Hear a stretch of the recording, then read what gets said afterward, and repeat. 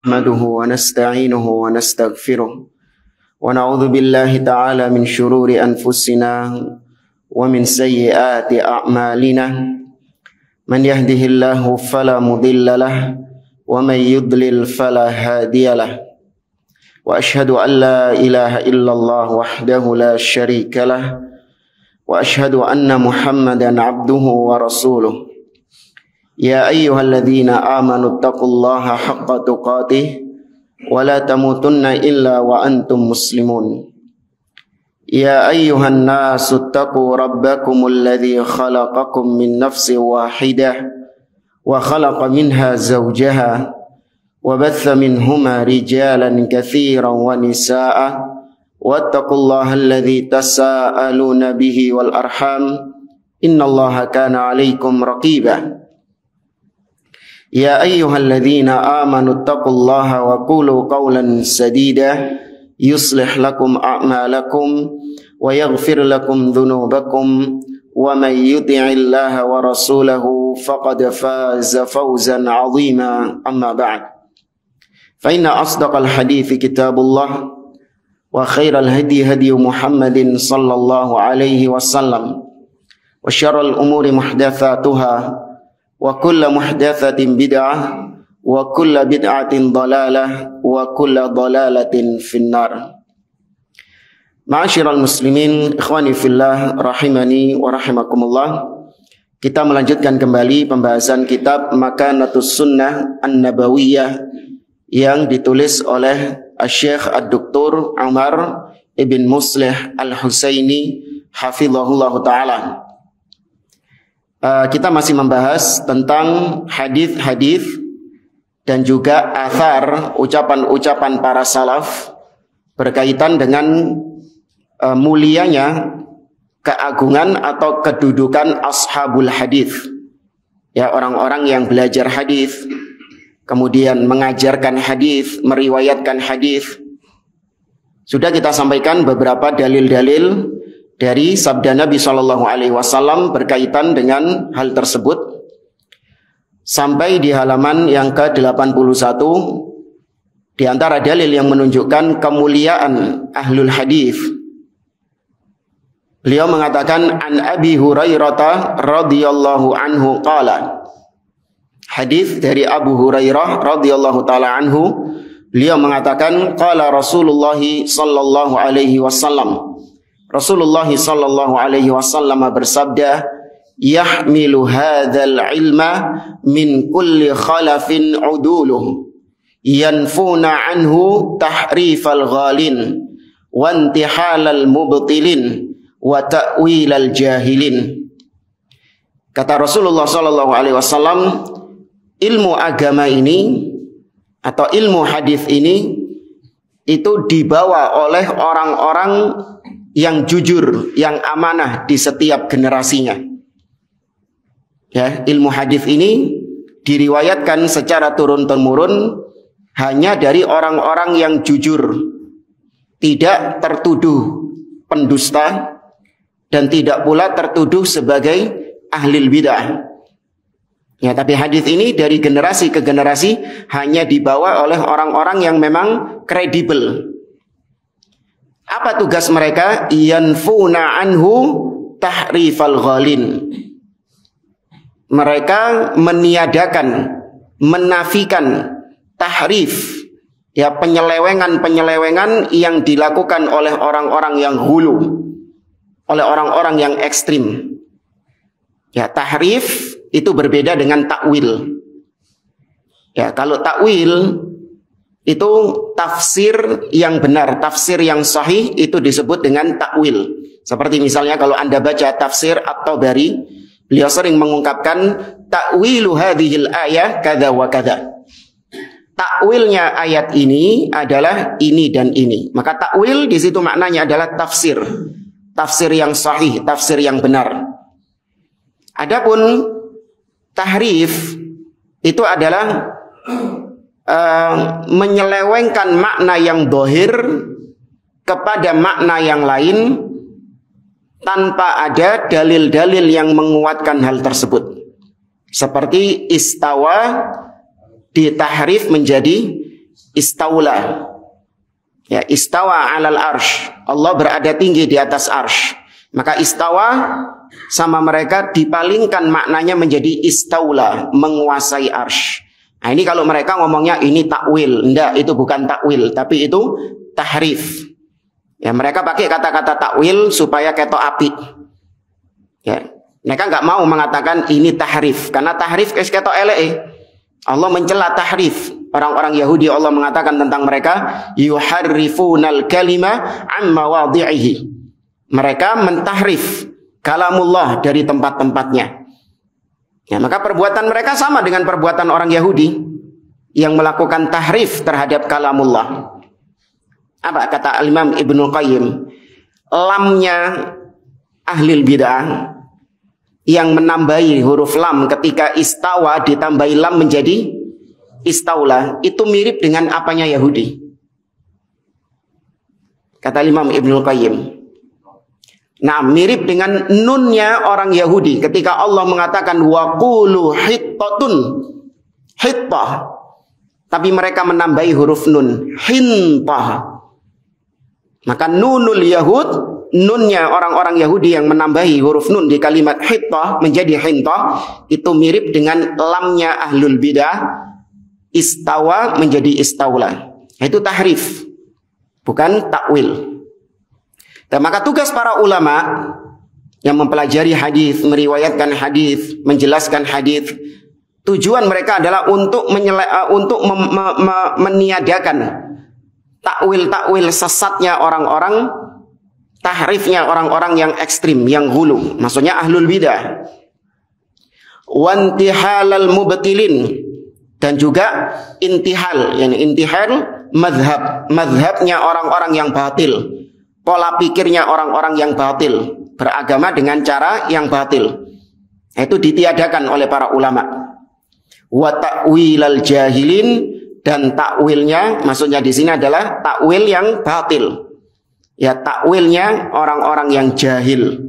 Ya, takwilnya orang-orang yang bodoh dalam masalah agama, namun lancang menafsirkan Al-Quran, namun dengan tafsir yang batil.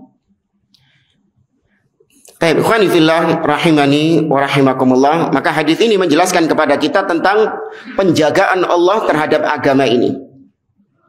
Allah Azza wa Jalla mengatakan dalam surah Al-Hijr, kata Allah Subhanahu wa taala, "Inna nahnu nazzalna dzikra wa inna lahu lahafizun."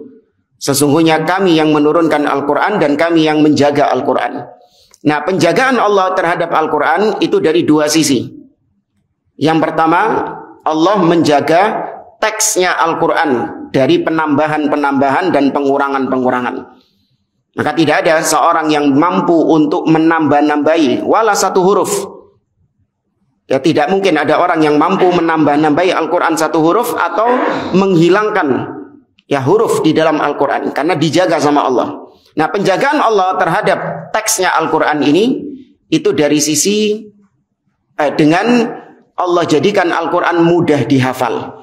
Allah munculkan banyak para hufaz, para penghafal-penghafal Al-Quran. Walaqad yassarnal Qur'ana lidzikri. Ya, sungguh kami telah mudahkan Al-Quran untuk diingat. Nah, penjagaan Allah yang kedua terhadap Al-Quran adalah Allah menjaga pemahaman terhadap Al-Quran itu. Allah menjaga tafsirnya Al-Quran itu. Maka ketika ada ahli bid'ah yang mencoba untuk memunculkan tafsir-tafsir yang batil, takwil-takwil yang batil, maka dibantah oleh para ulama. Ya, diluruskan oleh para ulama. Ini penjagaan Allah yang kedua. Allah menjaga Al-Quran dari sisi penafsirannya. Bukan cuma teksnya saja yang dijaga, tapi juga penafsiran terhadap Al-Quran, penafsiran yang sahih dijaga. Yaitu dengan munculnya para ulama-ulama yang rajin membantah ahli bid'ah, yang rajin meluruskan ahli bid'ah, membantah syubhat-syubhat mereka. Karena tidaklah ahli bid'ah mereka muncul, mereka memasarkan, mempopulerkan bid'ah mereka, kecuali pasti mencomot ayat-ayat di dalam Al-Quran. Ya, pasti mereka menunggangi ayat-ayat di dalam Al-Quran. Gak mungkin mereka gak punya dalil. Pasti mereka menunggangi dalil-dalil Al-Quran dan Sunnah. Maka muncul para ulama membantah mereka, meluruskan mereka. Ya, itu memang tugas para ulama ahlul hadis.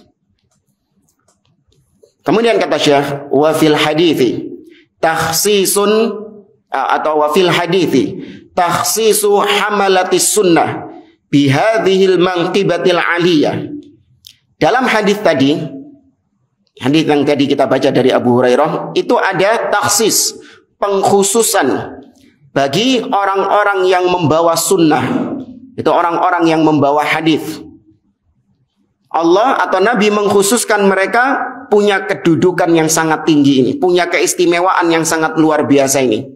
Yaitu mereka meniadakan takwilnya orang-orang yang jahil, mazhabnya orang-orang yang batil, dan tahrifnya orang-orang yang ekstrim. Ini kedudukan yang luar biasa menjadi para penjaga-penjaga sunnah, penjaga agama. Yang sebagaimana nanti disebutkan di bawah sama Sufyan Ats-Tsauri rahimahullah. Wa ta'dhimun li hadhil ummatil Muhammadiyah. Dalam hadis tadi ada pengagungan dari Nabi SAW bagi umat Nabi ini, bagi umat Islam ini. Wa bayanun li jalalati qadaril muhadditsin. Dan ada penjelasan terhadap keagungan dari kedudukan para ahli hadis. Wa ulu martabatihim fil alamin. Dan tingginya kedudukan mereka di antara semua makhluk. Ya. Kemudian kata beliau, wa ammal atharul waridah anis salafi fi fadlihim fakatsiratun jiddan. Adapun athar, ucapan-ucapan para salaf yang menunjukkan tentang kemuliaan, keagungan, kedudukan ahlul hadis, maka sangat banyak sekali. Wa minha, di antaranya qaulu Sufyan Ats-Tsauri, ucapan seorang ulama tabi'ut tabi'in. Ya, Sufyan Ats-Tsauri sebenarnya bukan tabi'in, tapi lebih tepat tabi'ut tabi'in, atau dia adalah tabi'in junior. Karena lebih tepatnya tabi'ut tabi'in. Ya, karena ayah beliau adalah tabi'in. Berarti beliaunya tabi'ut tabi'in. Sufyan Ats-Tsauri rahimahullah mengatakan, al-malaikatu hurrasus sama. Para malaikat-malaikat itu adalah penjaga-penjaga langit. Ya, penjaga-penjaga langit dari siapa? Asy-syaitan. Ya, yang mencuri pendengaran-pendengaran langit. Ya, yastariquna as-sam'a fa atba'ahu shihabum mubin. Mereka mencuri pendengaran-pendengaran langit. Kemudian mereka dilempar, wa ja'alna wa zayyana as-samaa'a, apa sih? Bizinatinil kawakib. Terus kemudian na'am wa hafidnaha min kulli syaitanin marid, dan kami menjaga langit itu dari setiap syaitan. Ya, dari setan-setan yang mencuri pendengaran itu. Nah, yang menjaga itu adalah siapa? Para malaikat. Ya, Allah jadikan para malaikat penjaga langit. Adapun wa ashabul hadis hurrasul ard. Adapun ahli hadis itu adalah penjaga-penjaga yang ada di atas muka bumi ini. Yang mereka yang menjaga di atas muka bumi ini. Kemudian yang kedua, waqala al-Imam Ahmad, berkata Imam Ahmad rahimahullah, laisa qaumun indi khairun min ahli hadis. Laisa ya'rifuna illal hadits. Kata Imam Ahmad, tidak ada kaum yang lebih baik di sisiku daripada ahlul hadis. Karena tidaklah mereka mengetahui kecuali hadis.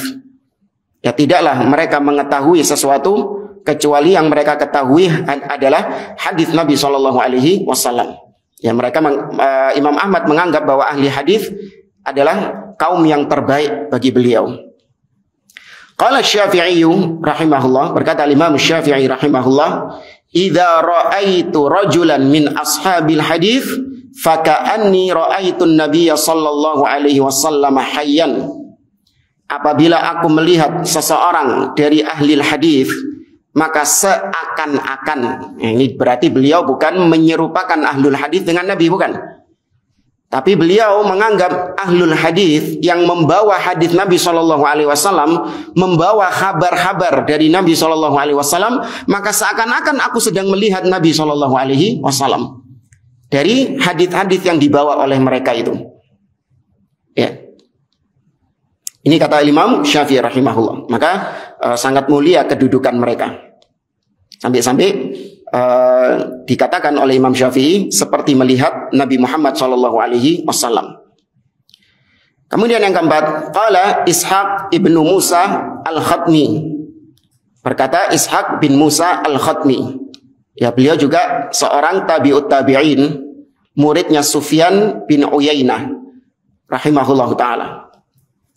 Beliau mengatakan, ma makkana li ahadin min hadhil ummah ma makkana li ashabil hadith. Tidaklah Allah mengokohkan, meneguhkan seseorang dari umat ini seperti Allah mengokohkan, meneguhkan para ashabul hadith.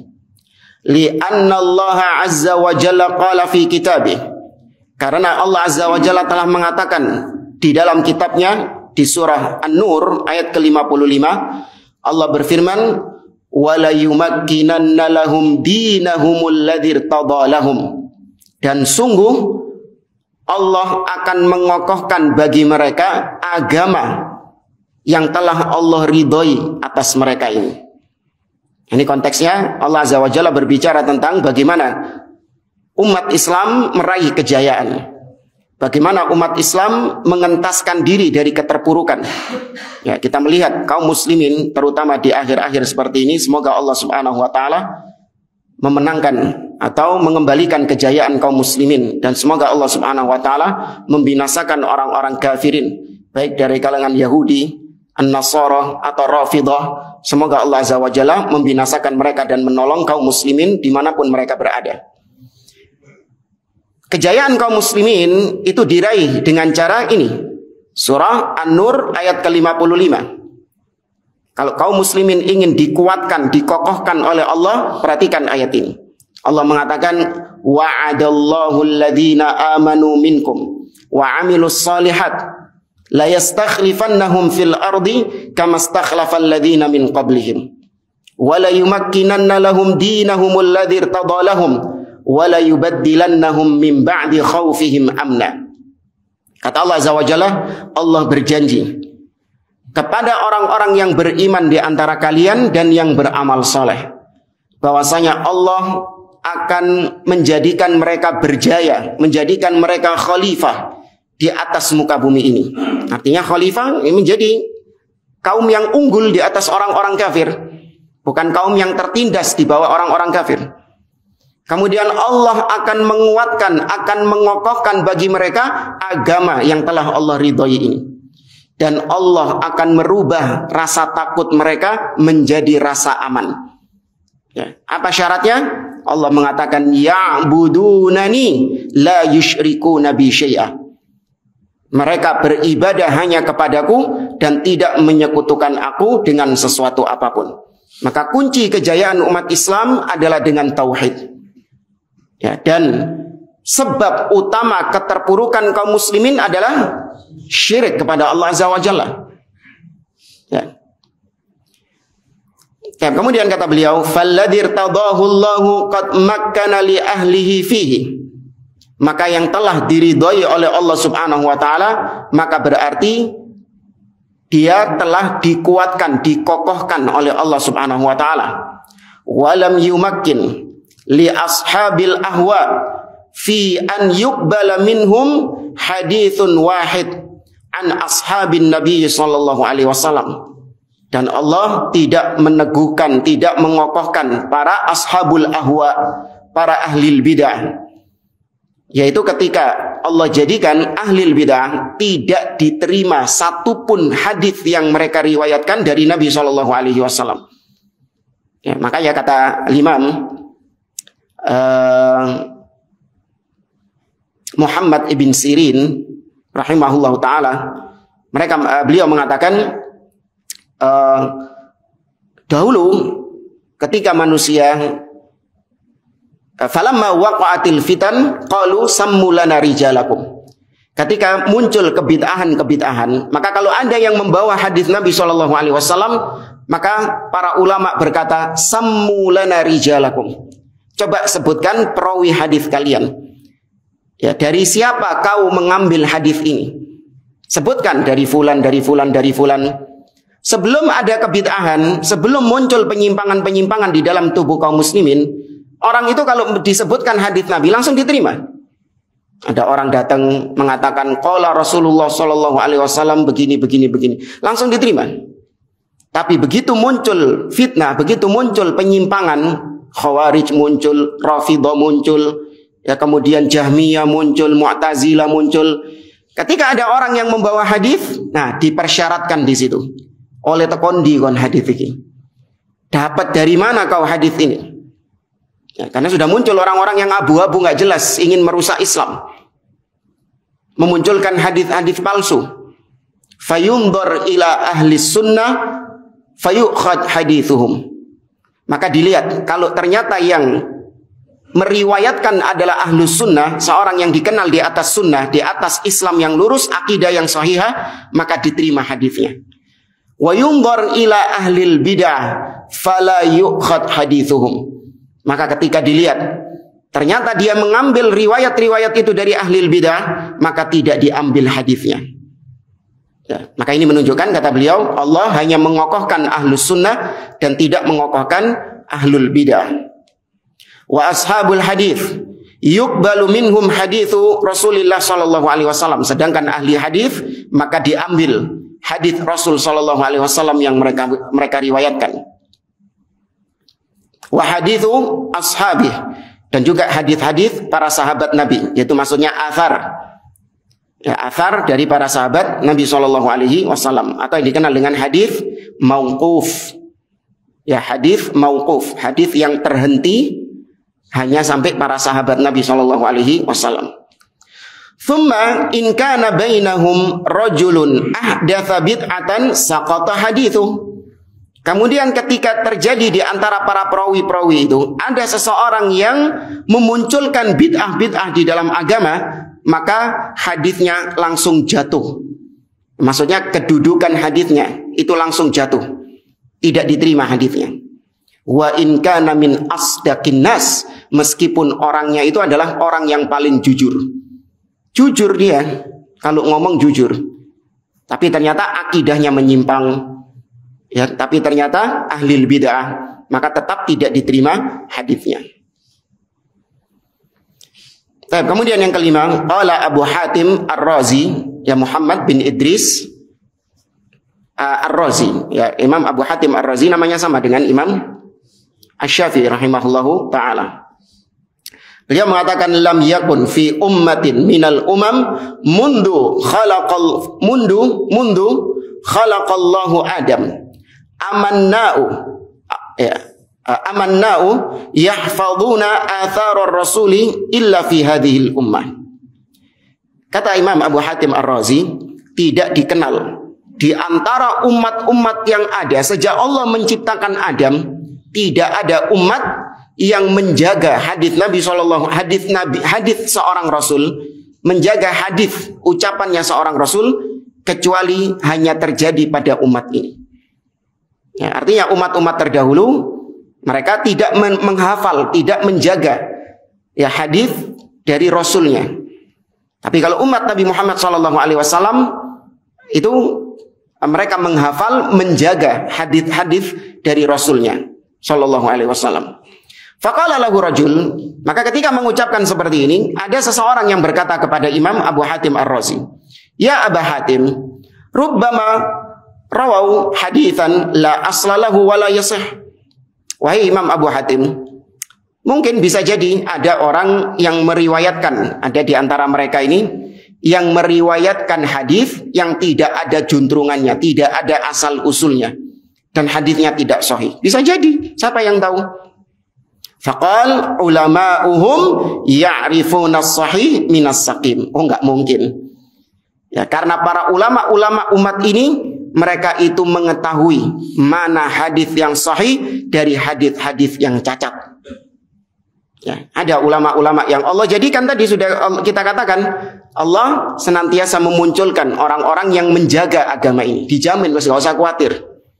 Kok bingung, kok ono yang memalsukan hadis gimana? Kalau ada yang menyusupi hadis gimana? Ya. Atau kalau ada orang yang menunggangi hadis, hadisnya sahih, tapi ditunggangi sama dia. Seperti sabda Nabi SAW, Nabi mengatakan, Innallaha yab'atsu ala kulli ra'si mi'ati sana man yujaddidu laha dinaha.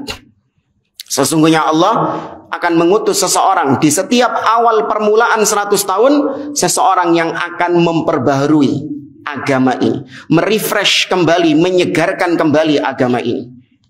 Ya, hadisnya benar dari Nabi SAW, ditunggangi maknanya. Ya, apa katanya? Ya, terakhir, ya, mujaddid itu muncul ketika Islam masih berjaya di zaman kekhalifahan Turki Utsmani. Ya, Turki Utsmani runtuh pada tahun 1924. Ya, maka kalau kita tarik 100 tahun ke depan, maka jatuhnya tahun berapa? 2024. Ya. Apa itu? Tahun apa itu? Tahun pemilu. Nah, itu. Jadi ini mujaddidnya ini mereka usung calon-calonnya ini. Nah, itu ditunggangi hadisnya itu. Nah, itu terucap dari orang-orang ahli bidah, dari kalangan harokiyun, hizbiyun, dan yang mengikuti jejak mereka yang sibuk membicarakan politik-politik kotor di negeri ini, muncul terucap dari orang-orang demikian. Ya, hadisnya sahih tapi ditunggangi.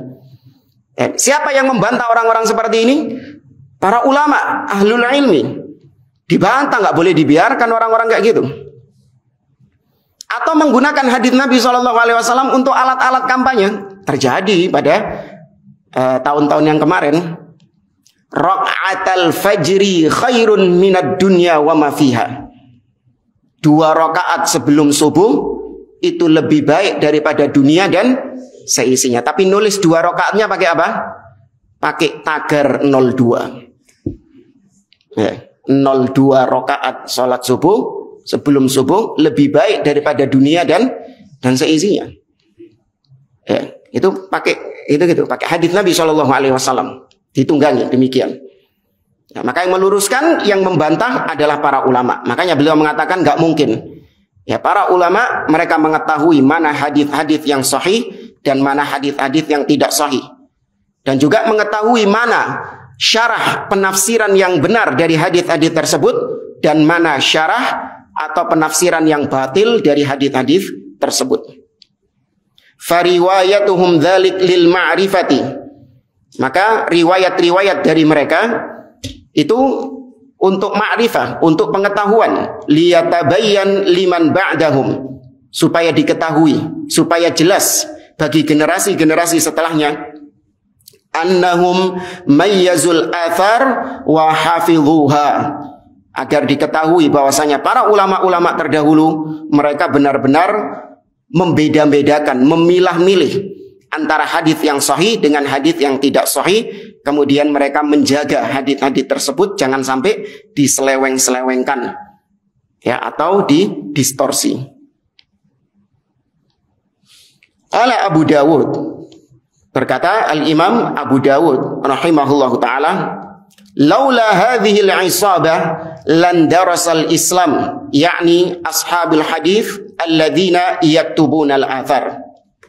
Kata Imam Abu Dawud, seandainya bukan karena golongan ini, maksudnya para ulama-ulama ahli hadis, maka Islam akan hilang. Ya, maksudnya Islam akan hilang di sini yaitu Islam yang asli, Islam yang sahih. Itu akan hilang di tengah suatu umat. Mungkin ada di tempat yang lain, cuman di tengah umat bisa jadi Islam itu hilang. Mungkin enggak Islam itu hilang secara total. Tidak, Islam dijaga sama Allah Azza wa Jalla. Tapi kalau Islam hilang dari satu negeri tertentu, mungkin. Ya, lihat yang terjadi di Andalus misalnya. Ini salah satu contoh saja. Ya, bagaimana Islam hilang di situ. Ya, Islam hilang di negeri Andalus ketika itu. Nah, maka kalaulah bukan karena para ahli hadis, maka Islam yang sahih, Islam yang murni ini akan hilang. Ya, maksudnya adalah para ashabul hadis yang mereka menulis, mereka menjaga athar atau riwayat-riwayat dari Nabi SAW. Wa qala Az-Zuhri, berkata Imam Az-Zuhri, la yatlubul haditha minar rijali illa dhukranuha wa la yuzhadu fihi illa inathuha. Ini juga sama seperti yang diucapkan oleh Al-Imam Ar-Ramah Hurmuzi yang sudah kita sampaikan di pertemuan sebelumnya, bahwasanya tidaklah ada seorang yang mencari hadis, menuntut ilmu hadis, kecuali orang-orang yang memang dia ini sifatnya itu jantan. Ya, maksudnya orang-orang yang memang memiliki sifat rijal, rujulah, sifat kejantanan. Karena ilmu hadis membutuhkan ketelitian, ya, membutuhkan ketelatenan, atau membutuhkan membutuhkan sifat-sifat pria, berjalan dari satu negeri ke negeri yang lain untuk mencari hadis Nabi SAW. Ya, kemudian menghabiskan waktu, menghabiskan usia, rela untuk dia melepaskan kesenangan-kesenangan duniawi, waktunya, usianya habis demi untuk mencari hadis Nabi SAW.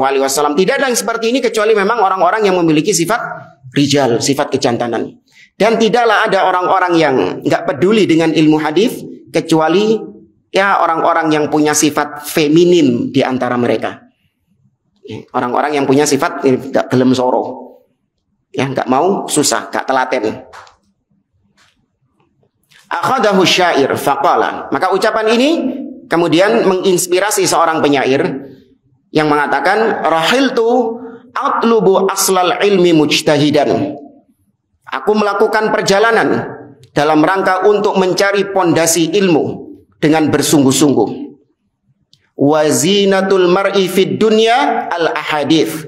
Dan perhiasan seseorang di dunia ini adalah hadis Nabi SAW. La yatlubul ilma illa baziludz dzakar. Dan tidaklah yang menuntut, yang mencari ilmu hadis ini kecuali orang-orang yang memang memiliki sifat lelaki dan jantan. Wa laisa yubghiduhu illal makhanif. Dan tidak ada yang membenci ilmu hadis ini kecuali para banci-banci. Ya, laki-laki yang punya sifat feminin. La ta'jabanna bimalin saufa tatrukuhu. Maka jangan engkau takjub, jangan engkau kagum dengan hartamu, karena kelak hartamu itu akan engkau tinggalkan. Fa innama hadhihi dunya mawarith. Karena dunia ini semuanya akan diwariskan. Ya, apa yang kau wariskan? Maka para ulama lebih memilih untuk mewariskan ilmu hadis ya daripada mewariskan harta. Mereka lebih memilih untuk mewariskan ilmu hadis karena mereka mencontoh Nabi SAW. Ya, beliau mengatakan, innal anbiya lam yuwarrithu dinaran wala dirhaman, walakin warrathul ilma, faman akhadahu akhadha bihadzin wafir. Sesungguhnya para nabi mereka tidak mewarisi dirham atau dinar, tapi mereka mewarisi ilmu.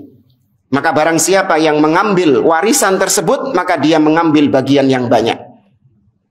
Siapa? Abu Hurairah kalau tidak salah ya, yang pernah nyuruh orang ke pasar. Mana tahu hadis kisahnya ya? Abu Hurairah ya. Iya. Abu Hurairah berkata kepada orang-orang yang lagi sibuk berdagang di pasar, bahwasanya di masjid sedang dibagikan warisan Rasul Shallallahu Alaihi Wasallam. Berangkat semua mereka. Nggak lama kemudian mereka balik. Mereka bertanya kepada Abu Hurairah, mana kami tidak melihat ada pembagian warisan Nabi Shallallahu Alaihi Wasallam di masjid. Fama wajadtumu, apa yang kalian dapati di masjid? Halaqah ilmu. Kami hanya mendapati di masjid cuman ada halaqah ilmu. Nggak ada yang bagi-bagi hartanya Nabi, warisannya Nabi. Nah kata Abu Hurairah, ya itu warisan Nabi SAW. Ya, karena Nabi tidak mewarisi harta, tapi beliau mewarisi ilmu. Qala al-A'mash, berkata al-A'mash, ya al-A'mash seorang ahli hadis, seorang perawi hadis yang nama aslinya adalah Sulaiman ibn Mihran. Dia dikenal dengan al-A'mash. Apa artinya al-A'mash? Yang buta matanya, yang rabun ya, enggak buta, rabun. Ya, yang dha'ufa basaruhu, yang matanya dhaif. Ya rabun ya. Matanya lemah, rabun. Disebut dengan al-A'mash Ini karena memang kebiasaan ulama-ulama ahli hadis, mereka lebih mempopulerkan julukannya daripada namanya. Ini kata para ulama lit ta'rif, untuk memperkenalkan orang tersebut dan untuk membedakan dengan orang lain. Maka yang lebih terkenal adalah aibnya, julukan aib kan ini kan, yang rabun matanya. Ini aib bukan? Aib.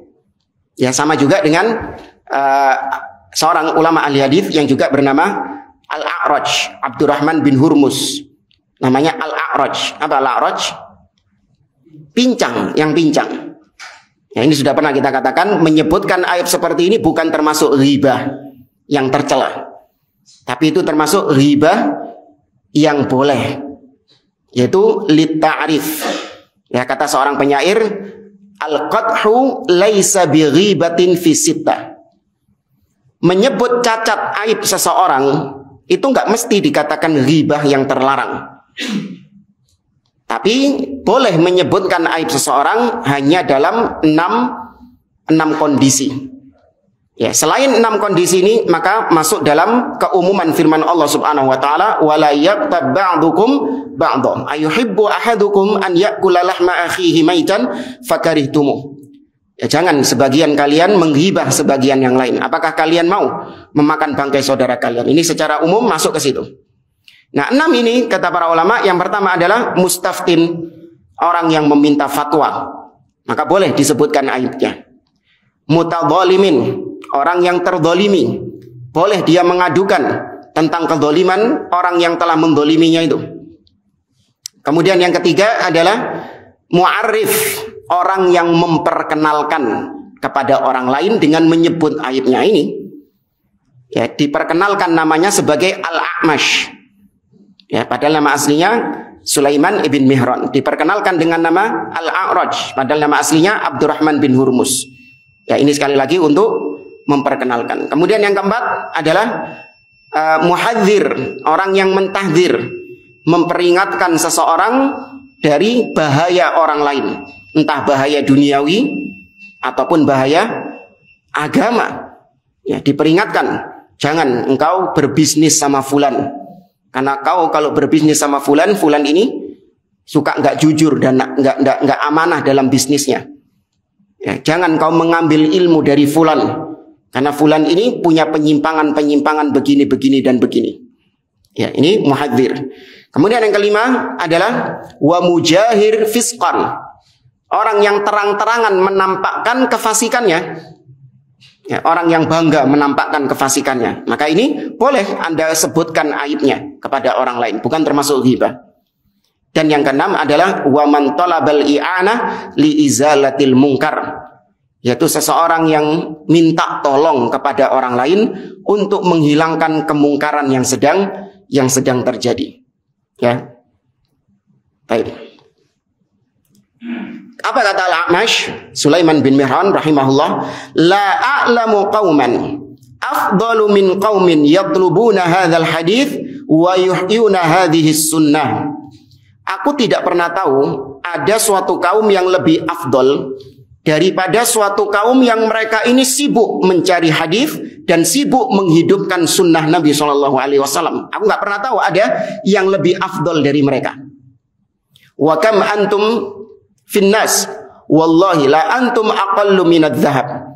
Ya, berapa banyak jumlah kalian di antara manusia wahai ahli hadis, dan sungguh demi Allah kalian lebih sedikit daripada jumlah emas. Ya, ahlul hadis aqallun nas. Sebagaimana yang sudah pernah kita lewatkan tentang ghuraba. Ya, ghuraba ahlul hadis yang menghidupkan sunnah, yang meriwayatkan sunnah, yang mempelajari sunnah, yang sibuk mencari sunnah, mencari hadis. Hum aqallun nas. Mereka adalah orang-orang yang minoritas di antara manusia yang ada. Qala Al-Khalil ibnu Ahmad, berkata Al-Khalil bin Ahmad, illam yakun ahlul Qur'ani wal hadithi awliya Allah falaysa lillahi wali. Ya, kata Al-Khalil ibn Ahmad, kalau ahlul Quran dan ahlul hadis, ya, orang yang sibuk mempelajari Al-Quran dan hadis, Kalau mereka itu bukan para wali-wali Allah, maka Allah berarti nggak punya wali. Ya, kalau kalian mengatakan misalnya bahwa ahlul hadis, ahlul Quran, orang yang belajar hadis dan belajar Al-Quran, sibuk mempelajari Al-Quran dan hadis, menyampaikan Al-Quran dan hadis, mereka itu bukan wali Allah, maka berarti sama saja kau mengatakan Allah nggak punya wali. Oh, ada wali kata mereka. Siapa? Orang gendeng. Iya, walinya orang-orang sufi, wali majdub. Ya, orang gila dijadikan sebagai wali, naudzubillah. Ya, kata mereka itu karena saking cintanya kepada Allah sampai akalnya hilang karena tenggelam dalam kecintaan kepada Allah. Loh, para sahabat iki luwih cinta kepada Allah Subhanahu wa taala. Kau ono sing edan koyo ngono. Nggak ada yang gila seperti mereka. Ya kan? Maka mereka memang orang-orang yang nggak waras, ODGJ.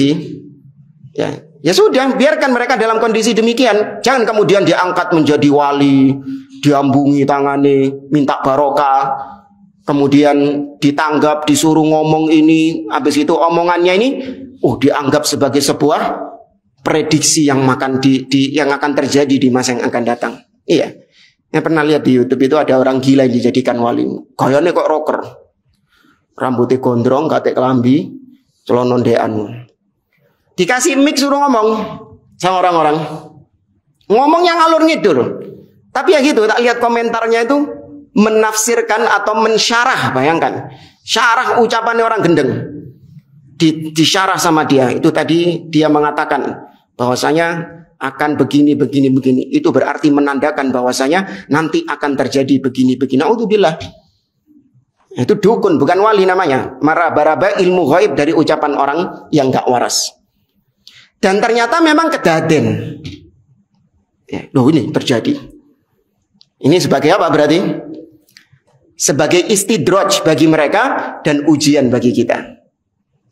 Istidraj bagi mereka. Ketika kedaden omongannya wong gendeng iki mau kedaden, beneran terjadi sesuai prediksi mereka. Mereka semakin apa? Semakin mantap. Semakin kokoh. Itu istidraj. Allah biarkan mereka semakin tenggelam di atas kesesatannya. Yang Allah mengatakan, "Wa may yushaqiqir rasul min ba'di ma tabayyana lahul huda wa yattabi' ghaira sabilil mu'minin nuwallihi ma tawalla." Kami biarkan mereka berpaling kemana mereka berpaling. Tambah ado semakin diadokno sama Allah Azza wa Jalla. Falamma zaghu azaghallahu qulubahum. Ketika mereka berpaling, semakin Allah palingkan. Dan ujian bagi kita yang enggak percaya ngono-ngono itu ujian bagi kita. Iya temenan rek. Apa itu? Ya goyang kayak gimana? Itu ujian bagi kita. Ya, apakah kita tetap berpegang dengan dalil bahwasanya tidak ada yang tahu ilmu ghaib kecuali Allah? Qul la ya'lamu man fis samawati wal ardil ghaiba illallah. Tidak ada di langit ataupun yang di bumi, tidak ada yang tahu ilmu ghaib kecuali Allah Azza wa Jalla. Atau kita mempercayai mereka? Itu ujian bagi kita. Ya, maka sekali lagi wali-wali Allah adalah orang-orang yang Allah sebutkan dalam surah Yunus, ala inna awliya Allah la khaufun alaihim wa lahum yahzanun alladzina amanu wa kanu yattaqun. Itu ciri wali Allah, mereka yang beriman dan bertakwa kepada Allah. Ya, puncak keimanan adalah tauhid dan puncak ketakwaan adalah ittiba. Maka wali Allah adalah mereka yang bertauhid, bukan yang berbuat syirik. Dan waliullah adalah mereka yang ittiba, mengikuti sunnah Nabi SAW, bukan yang ibtidak, bukan yang berbuat bid'ah atau yang punya penyimpangan-penyimpangan akidah-akidah yang bid'ah. Itu wali-wali Allah. Dan kemudian yang terakhir, qala al-Imam Ahmad, berkata Imam Ahmad, ahlul hadis hadithi afdalu man takallama fil ilm. Ahlul hadis adalah orang-orang yang paling afdol dibandingkan semua manusia yang berbicara tentang ilmu. Ada banyak manusia yang membicarakan ilmu. Ada yang membicarakan ilmu medis, ya, ilmu arsitek, ilmu tentang cuaca, geografi dan yang lainnya, bahasa. Ada banyak orang yang berbicara tentang cabang-cabang ilmu. Namun yang paling afdolnya adalah ahlul hadis yang membicarakan hadis Nabi SAW.